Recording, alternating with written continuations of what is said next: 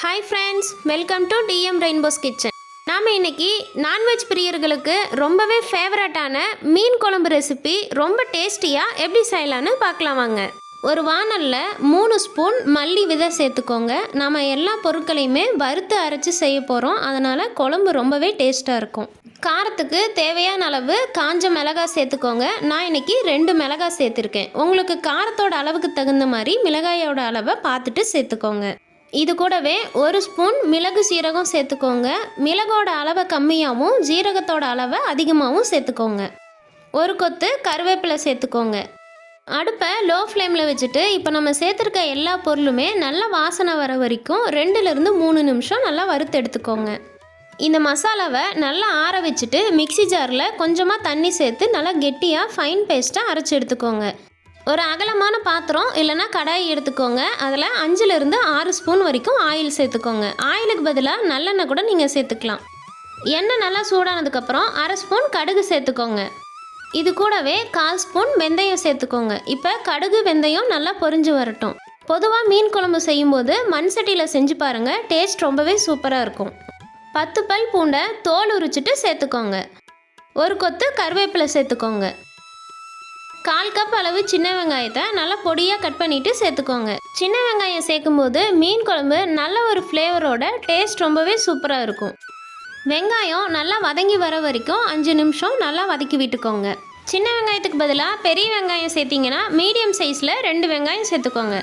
20 சின்ன வெங்காயம் 10 பல் பூண்டை தோல் உரிச்சிட்டு மிக்சியில் நைஸாக அரைச்சிட்டு சேர்த்துக்கோங்க.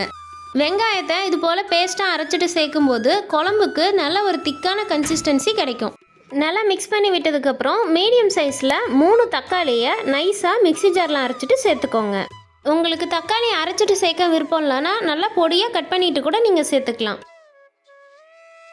தக்காளி வெங்காயம் சீக்கிரம் வதங்கிறதுக்காக 1 ஸ்பூன் அளவு உப்பு சேர்த்துக்கிறேன். இந்த டைமில் 1/4 கப் அளவு தேங்காவை நல்லா நைஸாக ஃபைன் பேஸ்ட்டாக அரைச்சிட்டு சேர்த்துக்கோங்க. உங்களுக்கு வெங்காயம் தக்காளி தேங்காய் எல்லாமே தனித்தனியாக அரைக்க வேண்டாம்னா எல்லாத்தையுமே ஒன்றா சேர்த்துட்டு கூட நீங்கள் அரைச்சிக்கலாம். பெரிய சைஸ் நெல்லிக்காய் அளவு புளியை தண்ணியில் கரைச்சிட்டு வடிகட்டிட்டு சேர்த்துக்கோங்க. நம்ம ஏற்கனவே அரைச்சி வச்சுருக்கோம்ல கொத்தமல்லி மிளகாய் விழுதை சேர்த்துக்கோங்க. நல்லா ஒரு முறை மிக்ஸ் பண்ணி விட்டுருங்க. இந்த ஸ்டேஜில் உப்பு காரம் சரி பார்த்துட்டு குழம்போட கன்சிஸ்டன்சிக்கு தகுந்த மாதிரி தண்ணி சேர்த்துக்கோங்க. குழம்பு திக்காக வேணும்னா இந்த அளவு தண்ணி போதும். குழம்பு உங்களுக்கு கொஞ்சம் தண்ணி மாதிரி வேணும்னா மறுபடியும் ஒரு 1/4 கப்லேருந்து 1/2 கப் வரைக்கும் நீங்கள் தண்ணி சேர்த்துக்கலாம். 1/4 ஸ்பூன் மஞ்சள் தூள் சேர்த்துருங்க. மறுபடியும் ஒரு முறை நல்லா கலந்து விட்டுட்டு அடுப்பை ஹை ஃப்ளேமில் வச்சுட்டு 5 நிமிஷம் குழம்பு இந்த அளவுக்கு நல்லா கெட்டியாக கொதிச்சு வர வரைக்கும் விடுங்க. குழம்பு நல்லா கெட்டியானதுக்கப்புறம் நம்ம எடுத்து வச்சுருக்க மீனை சேர்த்துக்கோங்க. உங்ககிட்ட எந்த மீன் இருந்தாலும் நீங்கள் சேர்த்துக்கலாம். நீங்கள் எந்த மீன் சேர்த்து மீன் குழம்பு செஞ்சாலும் இதே முறையில் செஞ்சு பாருங்கள், டேஸ்ட் ரொம்பவே அட்டகாசமாக இருக்கும்.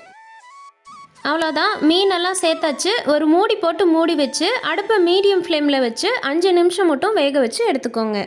5 நிமிஷத்துக்கு அப்புறம் ஓப்பன் பண்ணி பார்க்கலாம். பாருங்கள், நல்லா மணக்க மீன் குழம்பு சூப்பராக ரெடி ஆகிடுச்சு. கடைசியாக கொஞ்சமாக பொடியான இருக்குன்னு கொத்தமல்லி தூவிட்டு அடுப்பை ஆஃப் பண்ணிவிடுங்க. இந்த மீன் குழம்ப சூடான சாதம் இல்லைனா இட்லி கூட வச்சு சாப்பிடும்போது டேஸ்ட் ரொம்பவே சூப்பராக இருக்கும். இதே போல் மீன் குழம்பு ரெசிபி ஏற்கனவே நம்ம சேனலில் அப்லோட் பண்ணியிருக்கேன், வேணும்னா செக் பண்ணி பார்த்துக்கோங்க. இந்த மீன் குழம்பு ரொம்பவே டேஸ்டியாக இருக்கும், கண்டிப்பாக ட்ரை பண்ணி பாருங்கள். இந்த டேஸ்டியான மீன் குழம்பு உங்களுக்கு பிடிச்சிருந்ததுன்னா லைக் பண்ணுங்கள், உங்கள் ஃப்ரெண்ட்ஸ் கூட நிறைய ஷேர் பண்ணுங்கள். மறக்காமல் டிஎம் ரெயின்போஸ் கிச்சனை சப்ஸ்கிரைப் பண்ணிக்கோங்க. மறுபடியும் ஒரு சூப்பரான ரெசிபியோட பார்க்கலாம். தேங்க்யூ.